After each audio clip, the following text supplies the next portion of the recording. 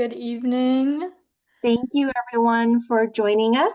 Thank you for joining us for today's virtual education program at Cancer Support Community South Bay. I'm Rebecca, the program manager, and I welcome you to this workshop titled Demystifying Sugar, Dairy, and Soy. What's the real story in cancer nutrition? Before we begin, if this is your first time joining us, CSC South Bay's mission is to uplift and strengthen people impacted by cancer by providing support, fostering compassionate communities, and breaking down barriers to care. Our vision is that everyone impacted by cancer receives the support they want and need throughout their experience. We serve the South Bay, Long Beach, and Orange County area all at no cost. Our program includes support groups, networking groups, healthy lifestyle classes, social activities, and educational programs like this workshop. Educational programs are open to all. If you'd like to hear more about our services or join our community, please visit our website at cscsouthbay.org. Before I introduce today's speakers, we ask you to keep your microphone muted to eliminate any distracting background noise. Please feel free to enter any general questions into the chat function found at the bottom of the Zoom window. Without further ado, I'd like to introduce our workshop speakers. We have four wonderful registered dietitians from Create Cures Foundation. Create Cures Foundation is a nutrition and longevity clinic based in Santa Monica, California, and provides dietary and lifestyle guidance to support cancer patients throughout their treatment journey. Thank you so much for being here with us today.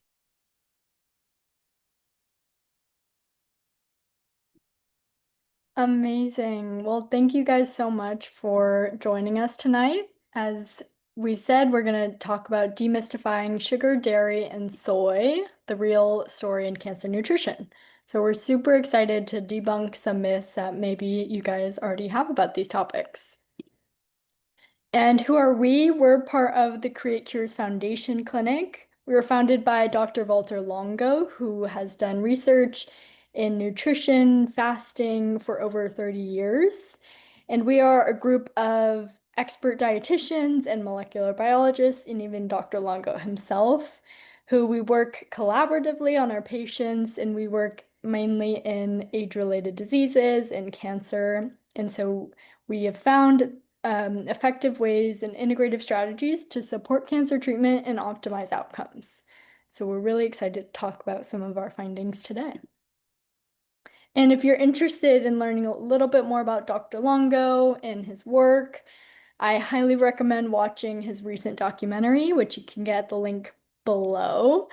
And it really dives into a lot about his research and how he discovered a lot of the things we talk about today, diet-wise, and even fasting. So it's super interesting. And also, he came out with a book this year called Fasting Cancer. So this book dives into detail about different types of cancer and how fasting can be a really amazing strategy. So I really highly recommend reading that for more information. Otherwise, we also have a YouTube at Create Cures where we talk more about cancer and other topics as well. And you could even reach out to us and work with us dietitians. So a little bit about me. My name is Shayna. I graduated from USC's Nutrition, Healthspan and Longevity program. And I studied cancer nutrition and even did my master's in vitamin D and cancer. So I'm super excited to talk to you guys today. Thank you, Shayna. Hello, everyone. My name is Frida Hovik. I'm also a registered dietitian at CCF. I'm also completing my PhD under the supervision of Dr. Walter Longo, and I'm very excited to be here today and share some of the latest research insights in today's topic. Hi, everyone. My name is Lota Andonian. I'm also a registered dietitian at the Create Cures Foundation. I got my master's in nutrition, health span, and longevity at the University of Southern California as well, and studied under Dr. Walter Longo in Italy. And I'm excited to talk to you today. So excited to be here. My name is Katie Reines. I got my master's in human nutrition and I did my thesis on nutrition and cancer. I published my heart disease cookbook in 2021. It is so awesome to get to be here. We get a lot of questions about sugar, dairy, soy, and we mostly work with cancer patients. I'm really excited to be here with you all. Amazing. So today we're going to talk about sugar and cancer, obviously, dairy and cancer, soy and cancer, and then we're going to dive into some practical nutrition strategies. We're going to quiz you guys at the end, so make sure you're paying attention. You don't want to miss it. And then at the end too, we're gonna do a Q&A. So I know you probably will have tons of questions throughout the whole webinar, but we kindly ask that ideally if we could wait until the end so that we can answer all the questions, that would be amazing. And then if we don't get to your question, we'll give you guys our email at our clinic and feel free to ask any questions you might have and we'll do our best to answer them. And then lastly, if there are any patient-specific questions, please save it for an email and we can book an appointment with one of us dietitians and go into more detail. So, to start, let's do a quick little myth or fact. So we're gonna dive into more of these in the webinar, but let's just go over some of the common myths. And I want you guys to comment down below in the chat box if you think it's a myth or if you think it's a fact. So first, big one, sugar feeds cancer. Comment below, let me hear what you think. Already seeing some yeses. Okay, so good ideas here, but we'll dive into more detail. And then all sugar is bad, including fruit and fruit juices. What do we think? Fruit juices? No, I'm seeing a no. Great. Well, we'll dive into it. But dairy changes your hormones. This is also a common one we hear. But is dairy good for the gut? We also hear that one. Does dairy increase risk of cancer? Does soy increase your estrogen? Does soy fuel hormone-sensitive cancers? So let's figure that out. But first, let's take a deep breath. There's so much noise and fear online around sugar, dairy, and soy. So we know that nutrition is super complex. We can't just look at a simple headline, we have to know the context too. So really, it's important to work with qualified professionals who you trust and who can help interpret the evidence for your individual situation. And that's a really key theme we'll hear is everybody, it might be different for everyone. So find someone, a professional that can help you figure out what is right for you. But it's always helpful to focus on the fundamentals, like balancing your blood sugar, a high fiber, plant-forward diet, anti-inflammatory patterns of eating and a lifestyle, and protein and nutrient density. So it's important to remember that no single food causes or cures cancer, but actually it's more so your overall dietary pattern and your lifestyle. So look at facts, look at good sources, and then try not to be so fearful because maybe the context is more important. And then again, if it's something overwhelming or confusing, pause and look at more trusted sources. And I'm going to pass it off to talk about sugar and cancer with Lota. Thank you so much, Shayna. That last slide is an amazing one to screenshot. Lots of great information there. And speaking of fear foods, let's get into sugar and cancer. So Shayna asked this earlier, but there's a myth out there that we should avoid all sugar to starve cancer. And on the next slide, we can just talk about, if we can move on to the next slide, we can first start with discussing what is sugar. So sugar is a type of carbohydrate, which is one of the three main macronutrients alongside fat and protein. And carbohydrates come in two main forms. There's the simple carbohydrates like sugars, monosaccharides like glucose and fructose, and then disaccharides like sucrose or table sugar. And then there are some things called complex carbohydrates, which are starches and fibers. And simple carbs and complex carbs work differently in the body, which we'll get into. But sugars also play some very interesting role in food itself. You can see how sugar, obviously, it often contributes a sweet taste to food, but it's involved in texture, browning, and caramelization. And then it also acts as a preservative by binding water, so it can improve shelf life. And these factors are very interesting to think about when we think about the prevalence of sugar in food today, especially processed foods, is likely due to a combination of all these benefits for food manufacturers. And then when we get into how sugar functions in the body, it's a quick source of energy, particularly glucose, which is also the brain's preferred source of energy. Glucose is actually so important that our body will make glucose if we don't have enough through gluconeogenesis. Even after prolonged ketosis, like after weeks of fasting, the brain still gets 40% of its energy from glucose. So even though our brain can function on ketones, it actually can never fully function on ketones, and we do need glucose. So if we think about like starving cancer from glucose or fructose, we actually are not going to be doing that. So that's something really interesting to keep in mind.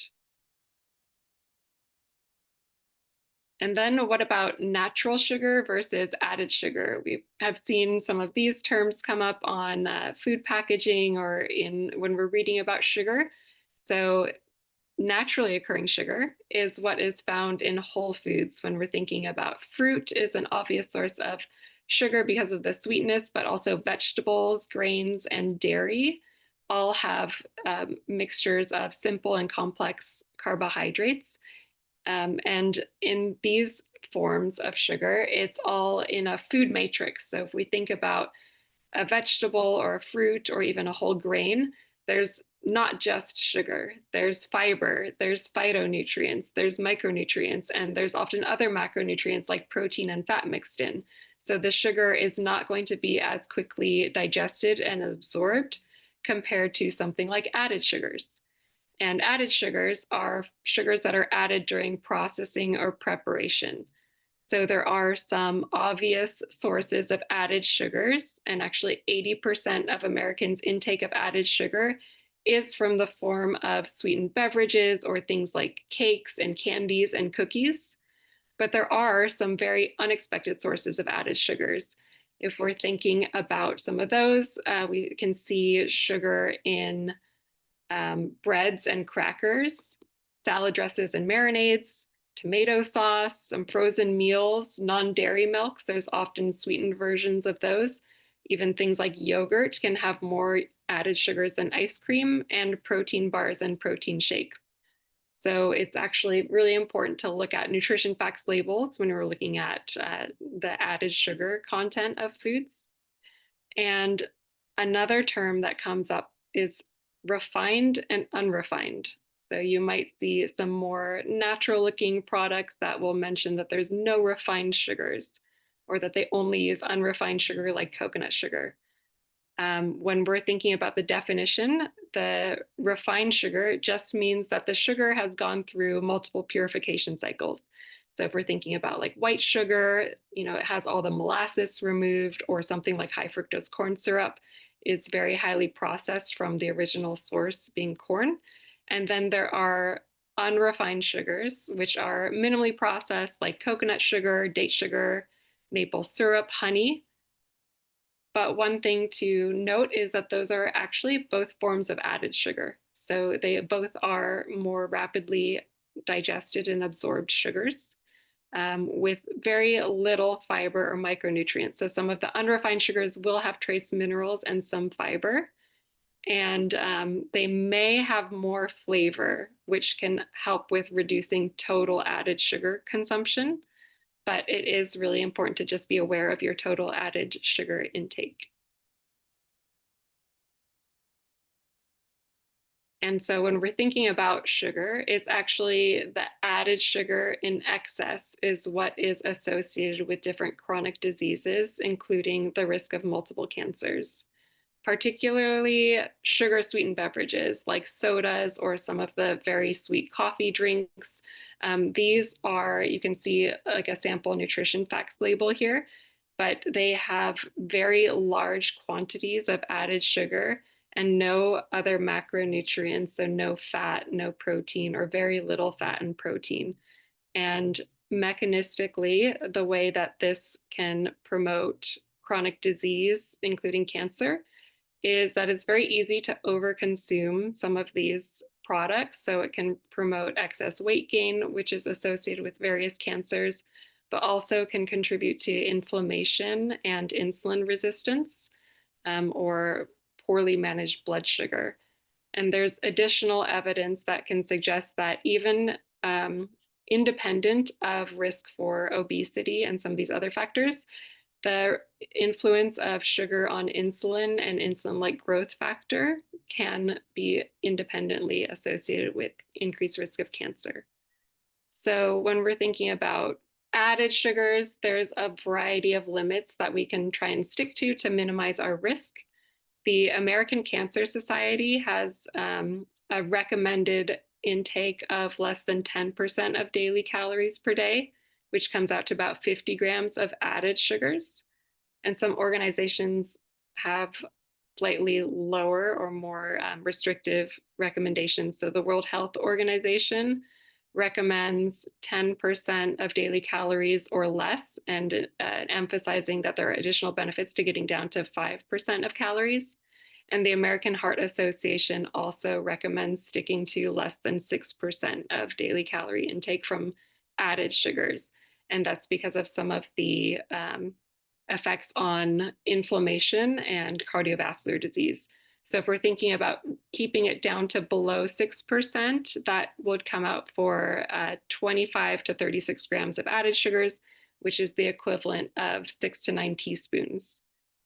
And if we're looking at what the current average intake is for Americans, it's actually higher than all of these recommended limits. The average intake right now is around 68 grams per day, which is the equivalent of 17 teaspoons, or about a third of a cup of just added sugars, not total sugars.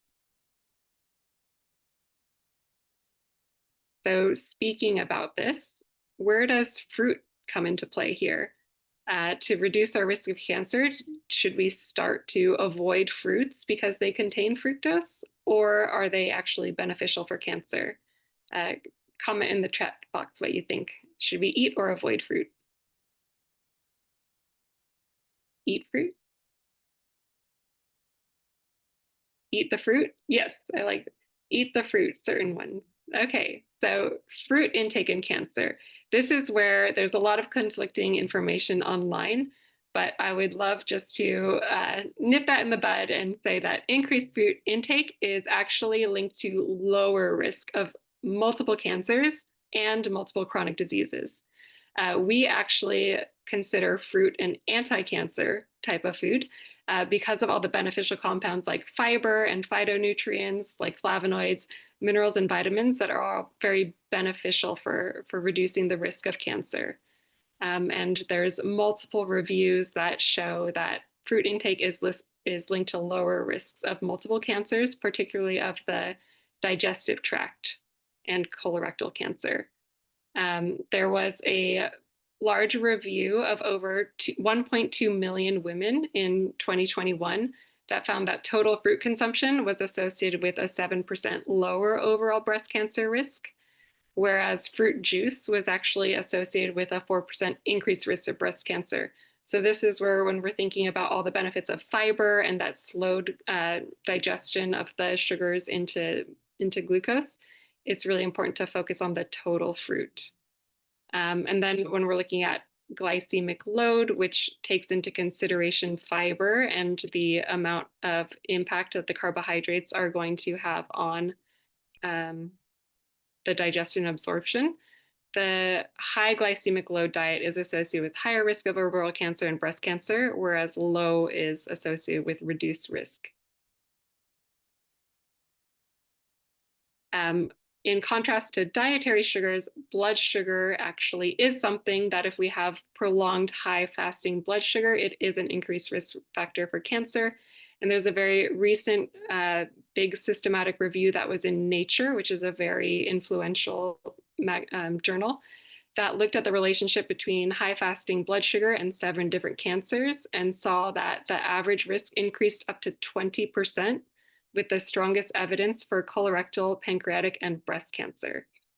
So the chart on the next slide shows the 7 different types of cancer that they looked at and the average risk increase. So it can be really beneficial to focus on what can impact blood sugar and different strategies of reducing the potential increases in blood sugar after meals. So the next slide just has an overview of some of the things that we can do to reduce our or improve our blood sugar. And this is what we like to work with patients on, actually implementing some of these strategies, like choosing high fiber carbohydrates, pairing them with protein and fat, minimizing sugar sweetened beverages, prioritizing whole fruit instead of fruit juice, moving after meals, doing some resistance training, and then also sleep and stress can impact blood sugar. So all of these different lifestyle strategies can be more impactful for reducing our risk of cancer than just focusing on avoiding all sources of sugar.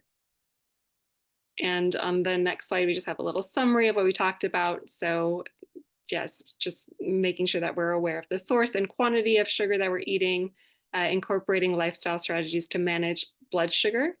And then this was just an overview, a very quick overview of sugar, but we do have 2 larger webinars that are just on sugar on our YouTube channel. So if you'd like to learn more, you can check that out on YouTube. And now I'll pass it over to Frida, who's going to talk about dairy and cancer. All right, great. Thank you, Lot. That's so much great information. So when it comes to dairy, this is also one of the most debated foods when it comes to cancer risk. And in this section, we're going to explore what the research says about the potential benefits, the risks, and also how to make more informed choices based on our individual needs and health goals. Does dairy intake increase or decrease cancer risk?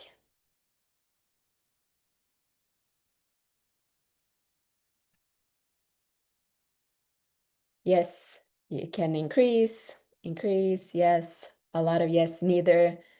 All right, a lot of good answers. So let's dive in and see what the science says. But first of all, what is dairy? Dairy products are foods made from milk or milk-derived components from mammals. This could be from cows, from goats, or sheep.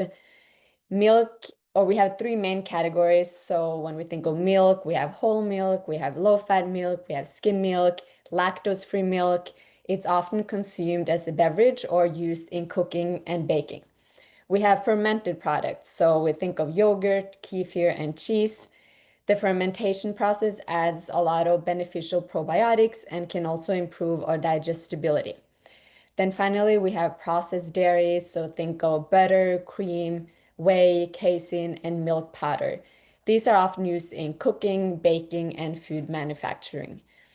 Something important to notice is that plant-based alternatives such as almonds, soy, and oat milk are not considered dairy, and the reason is because it's not coming from a mammalian milk. Also, eggs are not dairy, and this is because eggs are laid by birds which don't have mammary glands.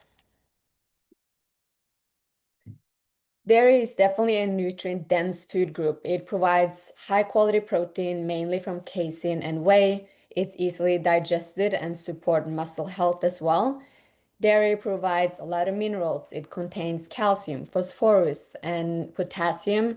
These all support our cellular health. It reduces inflammation. It could also help reduce the risk of certain cancers, particularly colorectal cancer, which we will see in a moment, when consumed in balanced amounts. It also contains a lot of key vitamins. We have A, D, the fat-soluble ones, and then the water-soluble ones, B2 and B12. These vitamins support our normal cell growth, DNA integrity, also our immune defense, which are all critical in reducing cancer risk and progression as well. In the research context, so usually when studies are studying dairy, it's their intake, they usually consider the total milk and milk-based foods rather than individual products. Analysis often analyze the studies by the fat content. So they look at, is it whole milk? Do the consumer drink more low-fat milk? Do they consume fermented dairy, or is it non-fermented? So these are different distinctions that may influence the health outcomes. So why is there a link, or why do people often talk about the dairy intake and potential cancer risk? Well, the perceived link comes from the hormones in the milk, the fat content, calcium effects, and also population level observations. The evidence is definitely very inconsistent, with the strongest support for a protective effect on dairy on colorectal cancer and a possible modest risk for prostate cancer. The findings for breast cancer are pretty mixed. But overall, which was mentioned earlier in the webinar, is dairy is just one piece of a much larger diet. There's never one food group that could blame cancer or be the reason for a cancer diagnosis, for example. It's overall the lifestyle. The latest research shows that higher dairy consumption is associated with an increased risk of prostate cancer, while the relationship between dairy and breast cancer is more complex and may depend more on the type of dairy product and also individual factors. For prostate cancer, multiple large cohort studies and meta-analysis consistently report that men with higher intakes of dairy, especially milk, have a higher risk of developing prostate cancer. The risk appears to increase with each additional 400 grams of dairy per day. That looks like a couple of cups of milk. And this association is thought to be related by the effects of dairy on something called insulin-like growth factor 1, IGF-1, which potentially could promote cancer cell growth. For breast cancer, the evidence is more mixed. Most recent meta-analysis and pooled cohort studies suggest that an overall dairy intake is not associated with higher risk of breast cancer, but may even be protective, especially for ER-positive, estrogen receptor positive, and progesterone receptor positive subtypes. Low-fat and fermented dairy products such as yogurt are associated with a lower risk, particularly in postmenopausal women.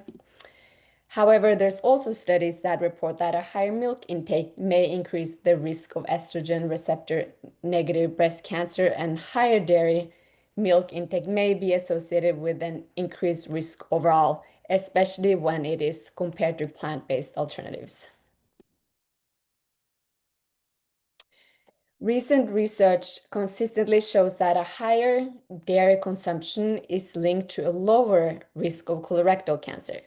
Large cohort studies and meta-analysis report that a greater intake of total dairy, especially milk and dairy-derived calcium, reduces colorectal cancer incidence by about 10 to 20% compared with a low intake. The benefits appears to be dose-dependent, and it's largely attributed to the calcium. So both low-fat and whole milk, as well as cheese and other fermented dairy products, are associated with reduced risk, though the strongest evidence is for total dairy and milk. I want to emphasize that sugary dairy desserts do not show these benefits, so your favorite ice cream and cheesecake are not counted for in this analysis. So as we can see, there's both benefits sometimes with dairy and certain cancers. There could also be risk with certain cancers. So this makes me curious. I could watch last season, What but is I the haven't seen. biological mechanisms explaining why dairy consumption is considered a risk factor for certain cancer and then not for others? So this really center around the interplay of the growth factors, hormones, and also calcium, which we see is beneficial in colorectal cancer. So specifically for prostate and breast cancer, especially cow's milk contains a lot of these bioactive compounds such as IGF-1, also estrogens. IGF-1 is known to promote cell proliferation and inhibit apoptosis, and a higher IGF-1 circulation also are associated with increased risk of both prostate and breast cancer. But then on the other hand, colorectal cancer, the protective effect of dairy is primarily attributed to the calcium content. So research shows that calcium binds to potentially carcinogenic bile acids and fatty acids in the gut, and therefore reducing the ability to damage these colonic epithelial cells and decrease the proliferation in the colorectal mucosa. Calcium also promotes differentiation and apoptosis of abnormal cells in the colon and therefore lower the cancer risk.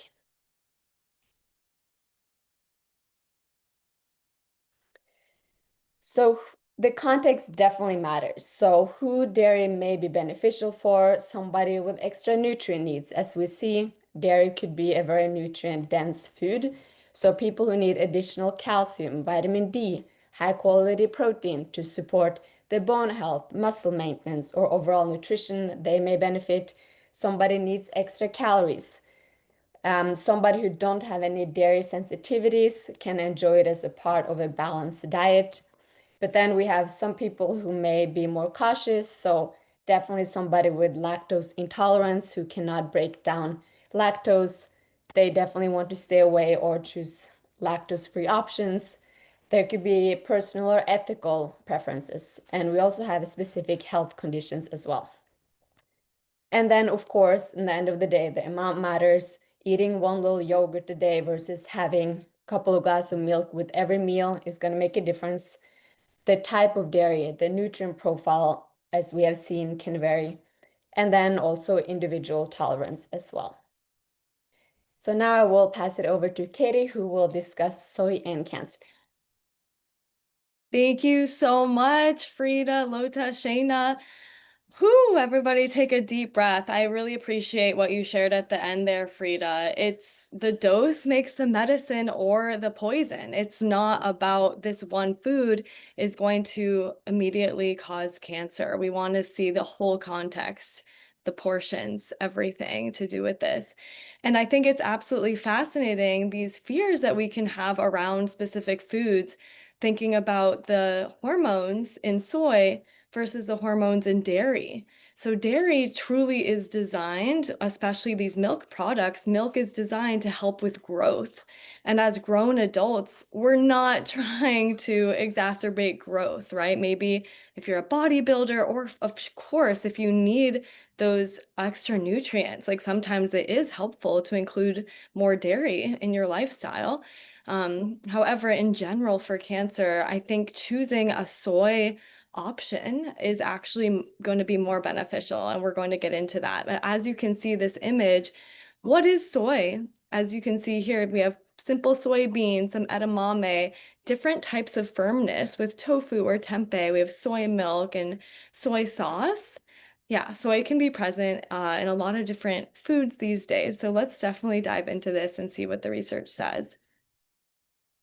Opening up the chat box, is soy safe or harmful for breast cancer prevention?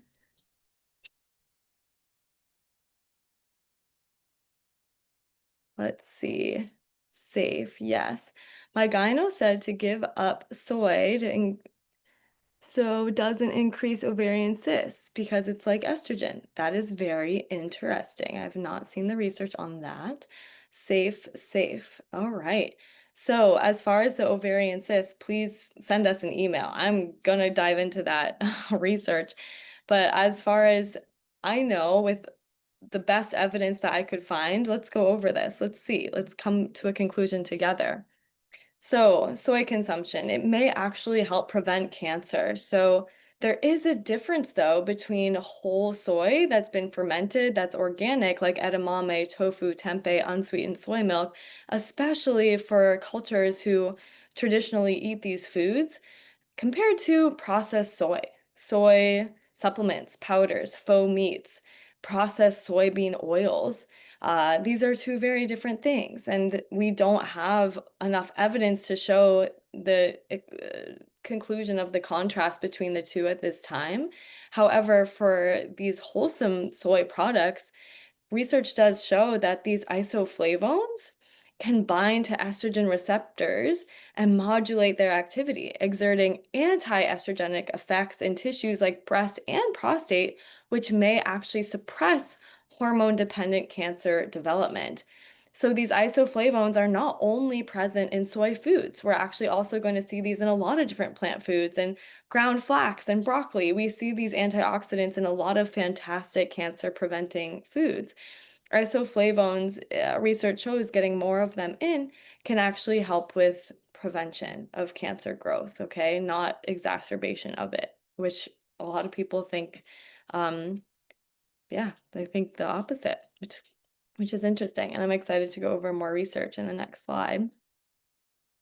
A 2024 meta-analysis of 52 observational studies. So this was a huge meta-analysis, concluded high consumption of total soy products and soy milk was associated with reduced total cancer risk. So you can see on the right, these graphs.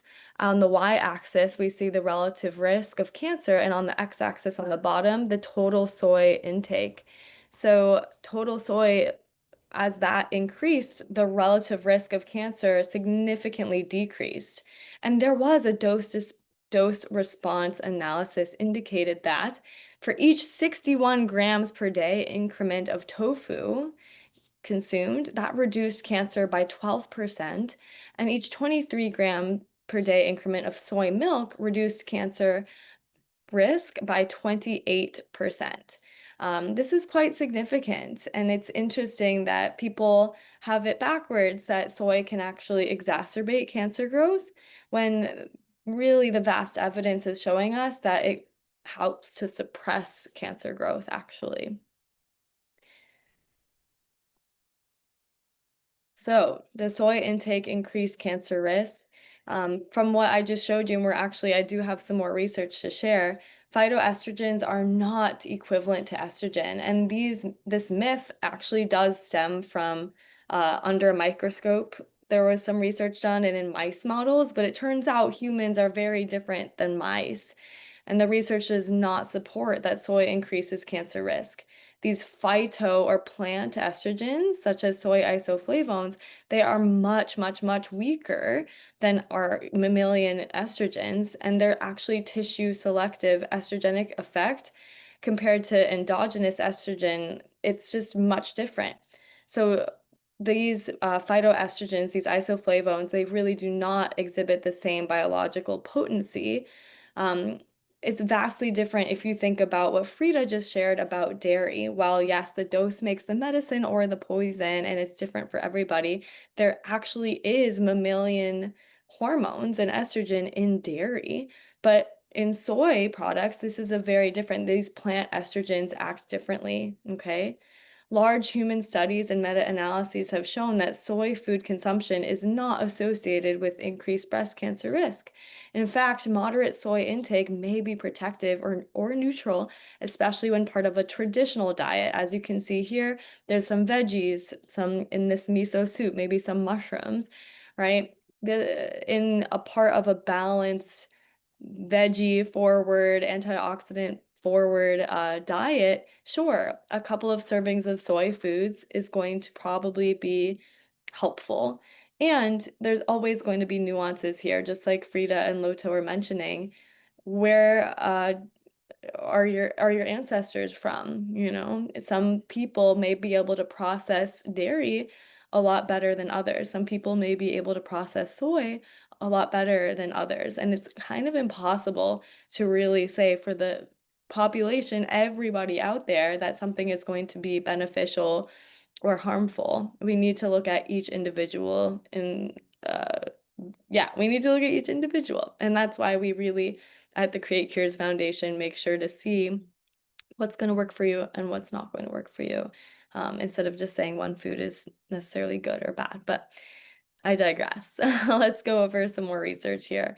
So I did my darndest to see, okay, what about other types of cancer besides breast cancer and prostate cancer? There's a lot of research on soy specifically. So there were these two studies, one of them over 74 meta-analyses and umbrella review, another one looking at 52 studies from 2024 and 2025. The first one showing a 31% decreased relative risk of all cancers related to soy intake and overall plant-based diet and overall plant food intake, including soy for this next one, a 7% decreased relative risk of cancer for those eating more plant foods, including soy. Same thing with colon and colorectal cancer, 22% decreased risk, 21% decreased risk, 9% decreased risk. These are really large studies, these meta-analyses. It's pretty consistent over a bunch of different types of cancers, including lung cancer. Lung cancer was actually mentioned a lot in these studies. A 23% decreased risk from lung cancer for those who ate more, of course, plant foods in general, but also including soy products. 37% decreased risk. This is one cohort study and 7 meta-analyses. So take a deep breath, as Shayna mentioned. And hey, yeah, let's not be afraid of the tofu, the soy. And hey, of course, if tofu gives you a stomach ache or if you notice it's affecting you negatively, just because this research is saying that for the vast majority of people, this is generally going to be something positive to include, to optimize. Hey, maybe you have an individual allergy or intolerance, and that's totally okay, right? So in general, going to the next slide, what's the consensus? Major guidelines like the American Cancer Society and National Comprehensive Cancer Network, the NCCN, they do recommend moderate soy intake up to 3 servings per day for individuals with active cancer, including those with hormone-sensitive cancers. They'd cite no evidence of harm and possible benefits for overall health and cancer outcomes. Moderate soy food intake for cancer survivors as well is what they recommend, noting no adverse effects and possible benefits. So whether you have active hormone sensitive cancer or are a cancer survivor, it is recommended to include soy products up to 3 servings a day, including unsweetened soy milk, tofu, etc. And of course, we advise, and these organizations advise against high dose supplements and excessive intake. The National Comprehensive Cancer Network guidelines specifically state most studies show moderate soy consumption is associated with reduced recurrence and improved survival of cancer, particularly in breast and lung cancer.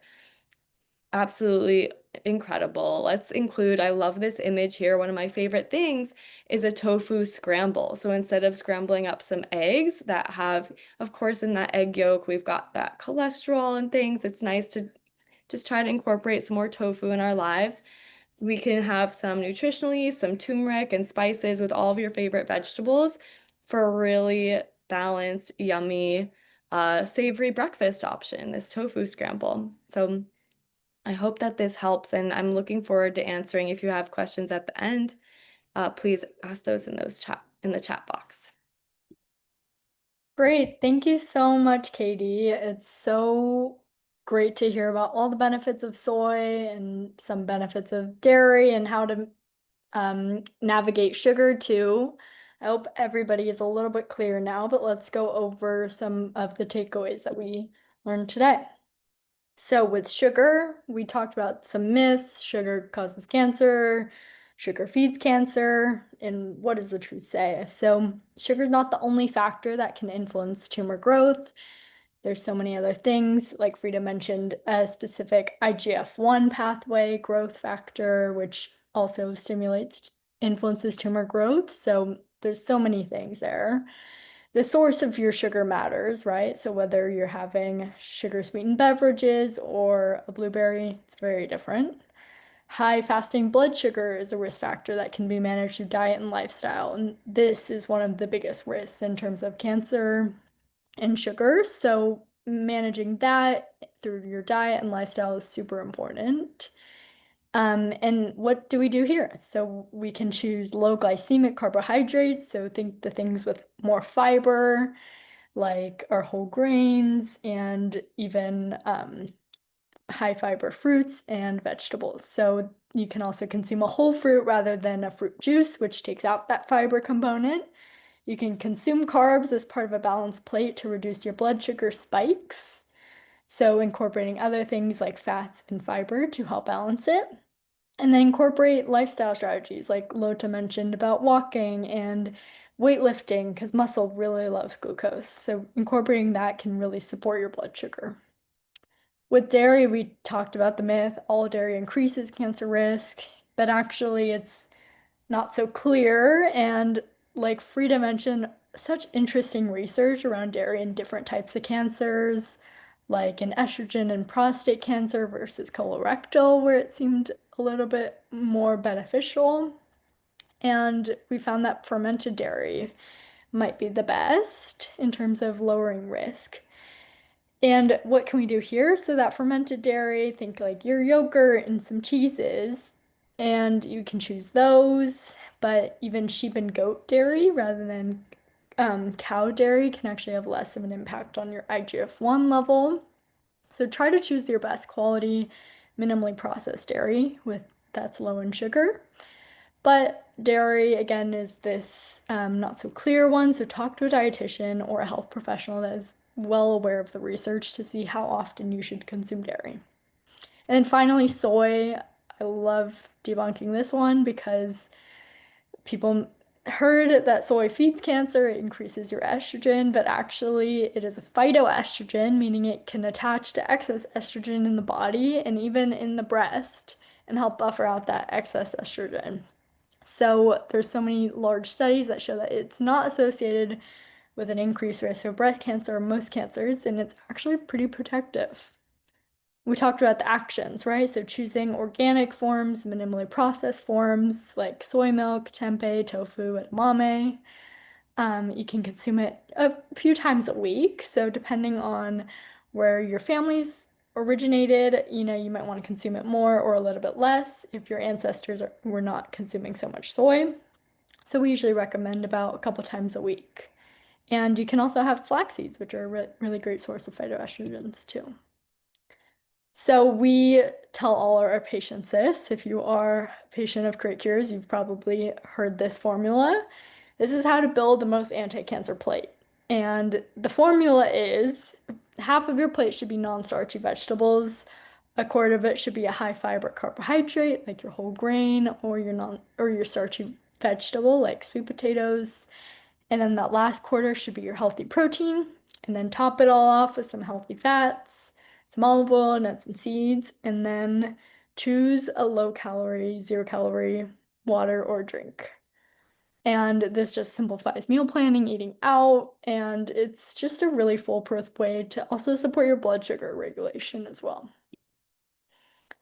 And at Create Cures too, we emphasize the longevity diet, and let's go in a little bit of detail about it. So the longevity diet is a plant-centric diet. It can be adapted for anybody. So at Create Cures, we don't just hand out this diet. It's really supposed to be individualized. So like we've said today, it depends, the type of protein, dairy, non-dairy, all of these things should be individualized. But what the longevity diet includes is complex carbs.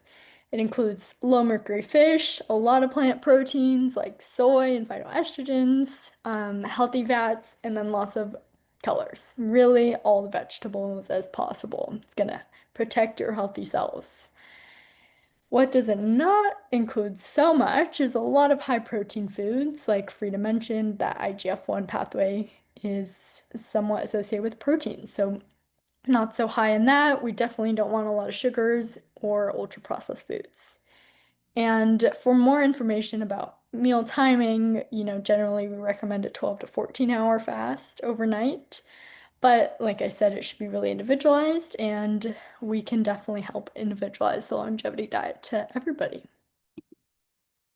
Okay, so it's finally quiz time. I hope everybody's ready and is aware of all the information here. So first question is, what is one food that you will reach for when you have a sweet tooth to stay in alignment with a healthy diet?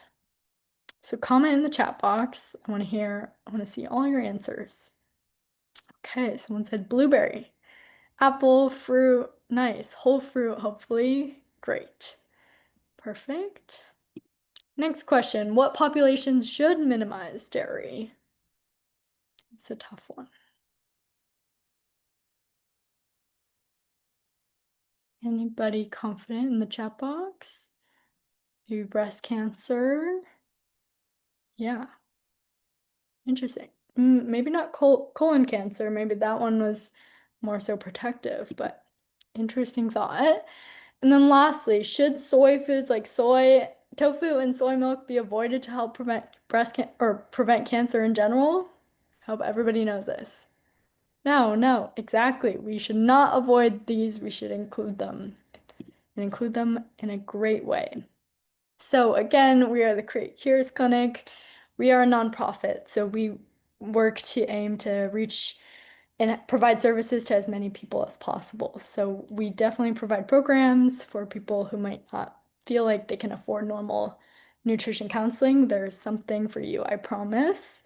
We offer these programs that are on a yearly basis, so we really want to support and monitor our patients. It's all integrative, personalized strategies for your individual treatment plan. Like we are the dietitians here, so we collaborate with us, Dr. Longo, and our molecular biologist. And you could even work with Dr. Longo specifically on your case.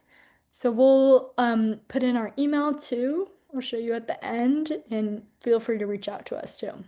We have other webinars upcoming on Create Cures website. So once you reach out to us, you'll definitely get an email from us and with links to the webinar. So I hope you'll join the next one. It's alcohol, longevity, and cancer, another really hot topic. And it's Wednesday, November 12th at 5 p.m. We have a lot of other exciting ones too, but I really want to get to your questions. And yeah, this is our information, our email, clinic@createcures.org. You can find our website too and our YouTube. And really, we'd love to work with all of you and support anybody in whatever journey they're on. So now it's time for the Q&A. We're all gonna answer some questions, and I'm gonna see if there's one right now. Sorry. Yeah, go ahead. I've been really in the chat box. Thank you everybody so much for participating and for all of your questions. I just quickly answered this question about, are eggs bad? I thought the egg cholesterol link was debunked. And just like, as we mentioned throughout this webinar, we are not able to say one specific food is bad or good. It's really, what is your whole lifestyle? What does your whole diet look like? And I highly recommend reaching out to us, clinic@createcures.org, because if you like eggs and you're consistently consuming eggs, maybe you're not eating enough of other foods and you're overdoing it with protein or overdoing it with certain things. So we can really help to balance things out. And I'm not necessarily saying that we've got to throw all of the eggs out the window and only eat tofu scramble, but hey, the research shows that incorporating more tofu can really drive down cancer risk. So if you like scrambled eggs, maybe switch it up sometimes and try a tofu scramble, or even put a little bit of tofu in your scrambled eggs, something like that. But this is something, looking over your blood lipid profile, we can go over your unique needs and your unique health situation and further help craft a balanced diet that includes the food you love without overdoing it or underdoing it on any nutrients. So yeah, reach out to us for sure. I would like to target one of the questions regarding the benefits of calcium. I mentioned one study that the benefits of dairy and colorectal cancer is the calcium from dairy. And you can definitely get calcium from a lot of other sources. However, the calcium from dairy and soy has a very high bioavailability. It has a less bioavailability from plant sources. However, that's why we want you to eat a lot of plants to get a lot of calcium. But mainly the strong benefit from dairy is because of the very high bioavailability, and also other plant-based milks are fortified with calcium, which again doesn't have as high bioavailability. But based on my research, soy milk and dairy has a pretty similar bioavailability. So those are some good news. And then while I'm at it, I just want to answer another question regarding the different types of plant-based milk. So I would say, based on your individual goals, maybe you want unsweetened almond milk over oat milk if you're trying to cut calories. If you want to try to get more protein from your plant-based milk, now maybe you should choose soy milk over almond milk, which is basically water. So again, always go back to what are your individual needs. That's why it's always great to see a dietitian so we could really guide you through your personal journey.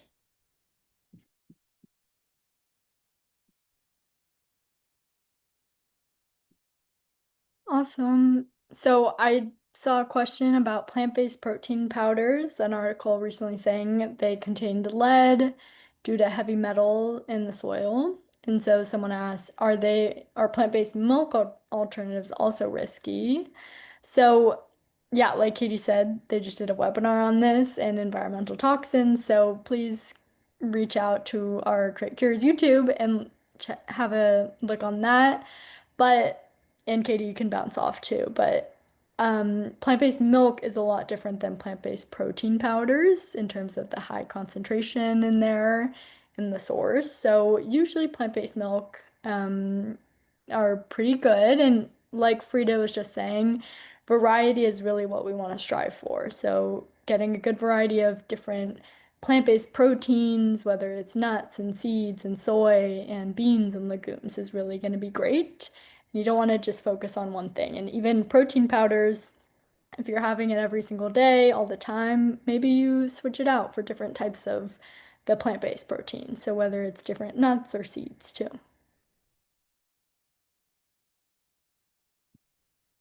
I also just wanted to answer two questions in the chat about sweeteners. So there's a question, is honey a simple sugar? And yes, honey would be considered an added sugar. It's mostly glucose and fructose, which are two simple sugars. So it is something to kind of be mindful of. But one thing that we have seen is sweeteners, the unrefined sweeteners like honey or coconut sugar or maple syrup. Sometimes it's easier to use a smaller amount of them because they have more flavor. So if we're adding like honey to peanut butter, it can be easier to add a little bit less than adding like plain sugar or having a yogurt that already has a lot of sugar in it. So yes, it is a simple sugar or an added sugar, but for some people it can be an easier way to reduce their added sugar intake. And then there was a question about monk fruit. And monk fruit does not increase blood sugar, and it's also not been shown to have a lot of detrimental effects on like gut health or anything like that. So if you're looking to reduce your added sugar intake, monk fruit can be a good alternative. Thank you. I love everybody's questions. This is awesome. Okay, so did the studies on soy and cancer distinguish between GMO and non-GMO? Not to my knowledge. I don't know the answer to this. I really want to go back and see, but as far as I know, it was not distinguished. But in general, I recommend if it's possible to purchase a certified organic soy. It's interesting where soy exists in these different processed foods, because usually if you're buying soy milk, tofu, it will say non-GMO or organic because of this. A lot of it is genetically modified. However, things like faux meats and cheeses and different types of supplements, these may not necessarily be non-GMO. But I don't know. I think it is better in general to eat something that's a soy food that's not necessarily organic than to not eat it at all, based on how significant the research was. And a couple more questions. I wanted to just piggyback on what Shayna answered about the protein powders. That's a fantastic question. And I've been going crazy looking at all of my patient supplements and seeing if they have purity certifications behind them. Do they have lead contamination? So if you are going to be purchasing a protein powder, I highly recommend looking for the NSF circle to make sure it is third-party purity certified, or just reaching out to us to see, because we do have a subscription to a third-party testing site where we can recommend approved products that are actually what they say they are, because unfortunately a lot of supplements, they're not approved, and they do have a lot of lead, especially for little ones or breastfeeding women, pregnant women. These heavy metals can really cause some harm if you're overdoing it with these specific supplements. And that brings me to the calcium supplementation. We really would love to see how much calcium are you taking in, and do you really need a calcium supplement in order to protect your bones? That's so important. Anybody on any estrogen suppressing treatments, it's gonna put us at risk of bone loss, right? But instead of just popping more calcium, making sure we're getting in plenty of calcium, let's really utilize our muscles, utilize our bones, get in enough vitamin D, and take in as much calcium from whole food sources like collard greens. Cooked collard greens are fantastic, kale, broccoli, tahini. And then sure, if a little bit of calcium supplementation is necessary, we will recommend it, but calcium in supplement form can be a little harmful. It can actually cause calcium oxalate kidney stones and calcification in other areas of the body. So we don't necessarily want to just throw it out there that people should be supplementing with calcium. It's very individualized. Yeah, these are amazing questions. I have one more, super quick. So there was a question about the heavy metals in plant-based milk, because there's a lot of conversation about the heavy metals in plant-based protein powders. So if you think of a protein powder, it's really, really processed. And with any food that has been highly processed, there's going to be more stabilizers, different ingredients that have higher concentrations of the heavy metals. So that's why when it comes to plant-based milk, although yes, it is somewhat processed, anything is processed unless you just picked it really from the tree. It has definitely lower concentration. So that's why the heavy metals haven't been that big concern in plant-based milk. Great point. And we probably have time for one more question, but I do also want to add in terms of bone health that, like Katie mentioned, and I think someone asked before about other ways to get your calcium in besides dairy. And like she said, tahini, collard greens, these are all really great forms. But also your lifestyle does have a big impact on your bone health too. So resistance training is really, really important for bone health. And also impact. So whether it's running or doing some sort of impact, that stimulates bone production. So super important. Does anybody want to take the last question? Maybe Lota? Sure. I saw that there was a question about stevia and blood sugar. So stevia on its own is not shown to raise blood sugar, but often stevia can be combined with other things in the powder. So it might have some dextrose or some maltodextrin or some other additives that can increase blood sugar. So stevia is another option when we're looking at pure stevia extract. Yeah, I thought that would probably be the easiest. Pure stevia leaf, that and monk fruit are two things that we do recommend as sweet sugar alternatives if somebody's looking to reduce their sugar intake. Well, thank you guys so much. Thank you for such an informative presentation, and everyone for all your great questions. We appreciate your time and effort and all the research that was really put into putting together this presentation. So thank you so much again.